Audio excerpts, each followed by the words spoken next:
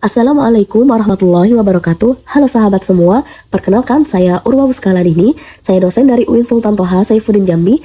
Hari ini saya ingin mengajak kita semua untuk ngobrol santai ya, tapi ini penting banget.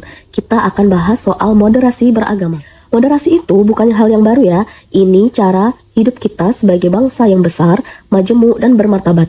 Coba ya kita tengok Indonesia, dari Sabang sampai Merauke penuh warna. Ada ratusan suku, bahasa, agama, bahkan budaya. Semuanya hidup berdampingan dan itu nggak mudah loh, butuh sikap dan butuh prinsip. Nah, disinilah moderasi beragama jadi kuncinya.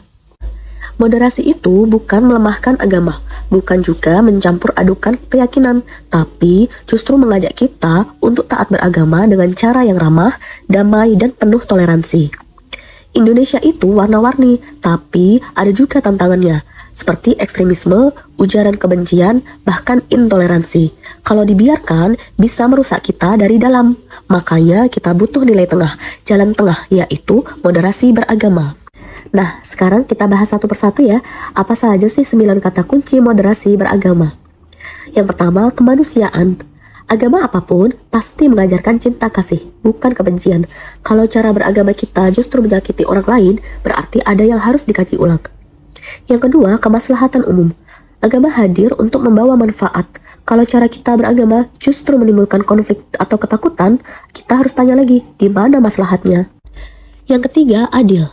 Adil itu bukan menyamaratakan, tetapi bisa menempatkan sesuatu pada tempatnya. Dalam beragama, kita harus adil pada sesama, tidak berat sebelah hanya karena beda keyakinan atau kelompok. Yang keempat, keseimbangan. Agama mengajarkan kita untuk seimbang antara dunia dan akhirat, antara ritual dan sosial, dan antara teks dan konteks. Jadi, jangan terlalu ke kanan, jangan juga ke kiri. Yang kelima, taat konstitusi. Sebagai warga negara, kita punya tanggung jawab pada konstitusi. Hukum negara adalah kesepakatan bersama, dan Islam mengajarkan kita untuk menepati janji dan hidup tertib. Yang keenam, komitmen kebangsaan. Cinta tanah air itu bagian dari iman.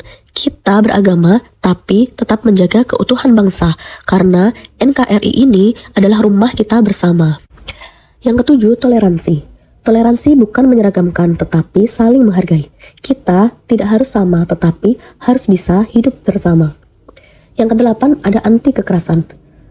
Tidak ada satupun agama yang membenarkan kekerasan. Kalau kita pakai kekerasan atas nama agama, itu bukan dakwah, tetapi namanya penyimpangan.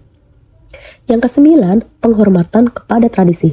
Budaya lokal itu bukan musuh agama. Selama tidak bertentangan dengan ajaran inti, tradisi lokal harus dihargai. Jangan gampang bilang syirik atau bid'ah. Pahami dulu konteksnya ya. Hiduplah dengan agama yang kokoh, tapi hati yang lapang. Karena kebenaran tidak perlu dibentak, cukup disampaikan dengan hikmah. Ekstremisme muncul saat kita merasa paling suci dan semua yang beda dianggap sesat. Jadi negeri ini akan tetap utuh selama kita memilih rukun meski berbeda keyakinan. Lalu peran apa yang bisa kita ambil? Saya, Anda, kita semua sebagai dosen, mari kita ajarkan ilmu yang mencerdaskan, bukan membingungkan. Kita bimbing mahasiswa untuk jadi agen damai. Sebagai pelajar dan mahasiswa, yuk jadi generasi yang kritis tapi santun. Pakai sosial media untuk sebar kebaikan, bukan provokasi. Sebagai orang tua, mari jadi teladan dalam sikap beragama. Ajarkan nilai kasih, bukan caci.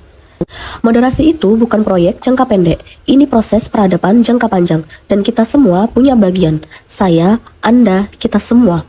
Mari kita jaga Indonesia dengan cara beragama yang damai, beriman yang dalam, berwawasan yang luas, dan berhati yang lembut. Karena inilah jalan kita, moderasi beragama, jalan tengah Indonesia maju. Assalamualaikum warahmatullahi wabarakatuh.